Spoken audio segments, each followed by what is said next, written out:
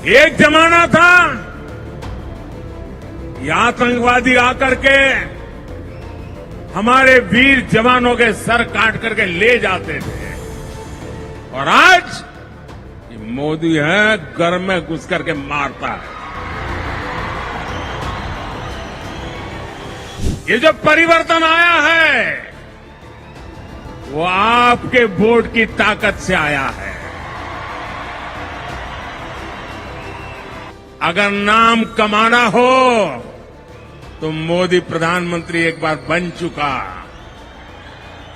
इतिहास में नाम दर्ज हो चुका, और कोई भी होता तो प्रधानमंत्री पद की मौज लेता होगा, लेकिन ये मजदूर मोदी है, कामदार मोदी है। सबसे बड़ी चिंता की बात यह है कि कांग्रेस के राज में हमारी बेटियां भी सुरक्षित नहीं है। हुबली के कॉलेज में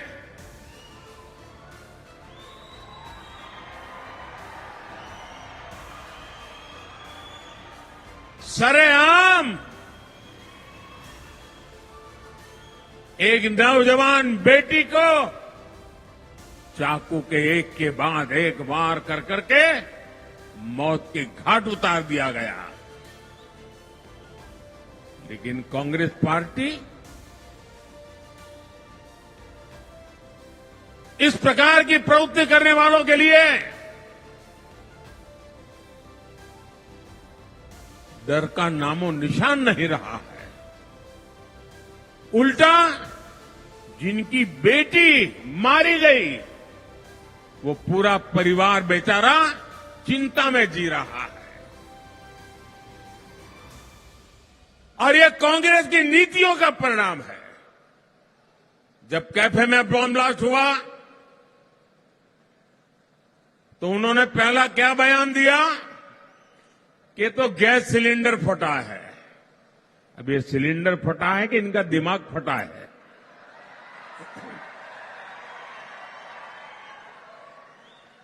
बाद में क्या बयान दिया कि नहीं, गैस सिलेंडर तो नहीं फटा, लेकिन ये बिजनेस राइवलरी थी, इसलिए दूसरे बिजनेस वाले ने कंपटीशन में किया है।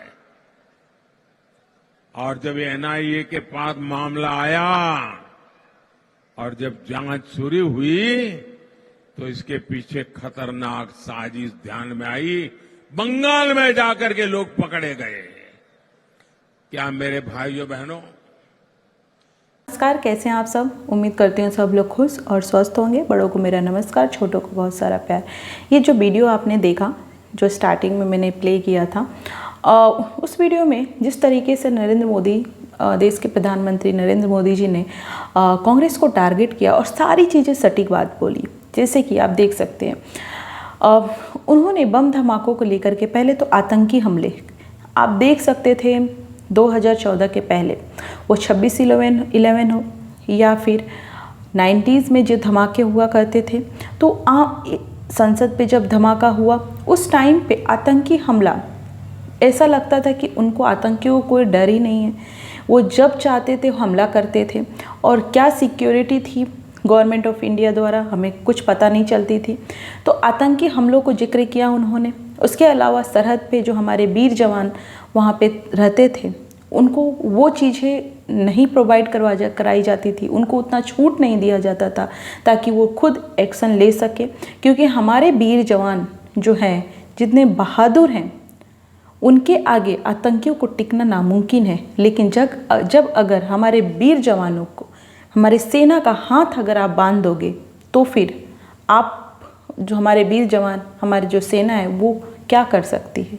और गवर्नमेंट ऑफ इंडिया जब 2014 के पहले, उस टाइम पे यही था, सेना को छूट नहीं दिया जाता था, उन पे कंट्रोल रखा जाता था और आतंकी अपना मकसद पूरा करते थे। ये बिल्कुल सही बात है, ठीक है। उसका उन्होंने जिक्र किया और उन्होंने बताया कि 2014 के बाद किस तरीके से चीज़ें चेंज हुई है। हम लोग घर के अंदर घुस के आतंकियों को मारते हैं, ये भी आप देख सकते हैं। वो उरी अटैक हो, वो बालाकोट हो, तो ये सब चीज़ें आप देख सकते हैं। उसके अलावा उन्होंने बोला बेटियों को लेकर के, जिस तरीके से अभी रिसेंटली कर्नाटका में नेहा हत्याकांड, नेहा को जिस तरीके से एक मुस्लिम लड़के ने चाकू से हमला किया था और मारा था, और उस पर कर्नाटका सरकार ने कोई एक्शन ना लेते हुए पूरी तरीके से लड़की पे दोष की इन लोगों के बीच में कोई संबंध था, वो बोला और इस चीज़ को दबाने की कोशिश की जा रही है, जो चीज़ें आप देख सकते हैं।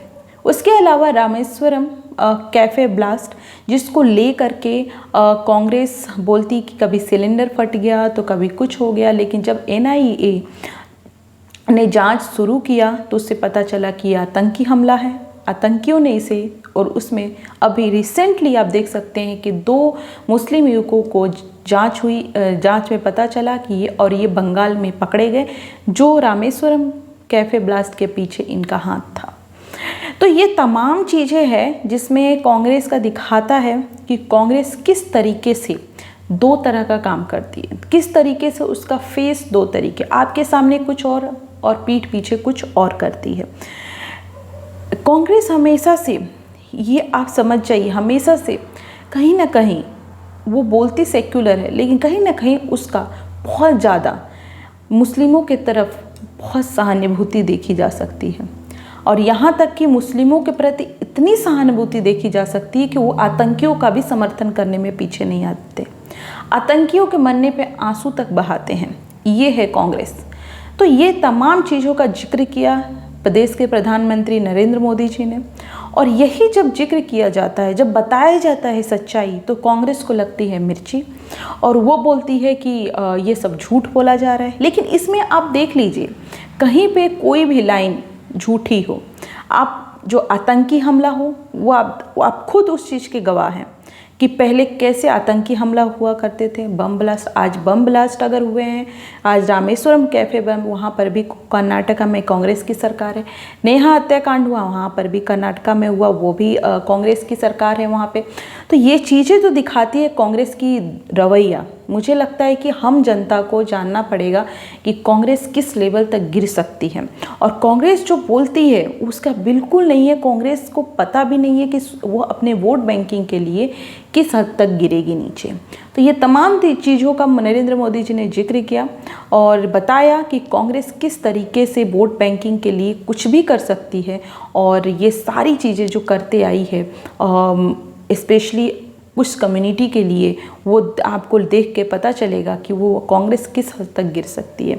आपका इस मामले में क्या कहना है, मुझे कमेंट करके बिल्कुल बताएं। अपना बहुत बहुत ध्यान रखें, वोट देने ज़रूर जाएं, और प्लीज़ अच्छे उम्मीदवार को ही चुनें। थैंक यू सो मच, मिलते हैं नेक्स्ट।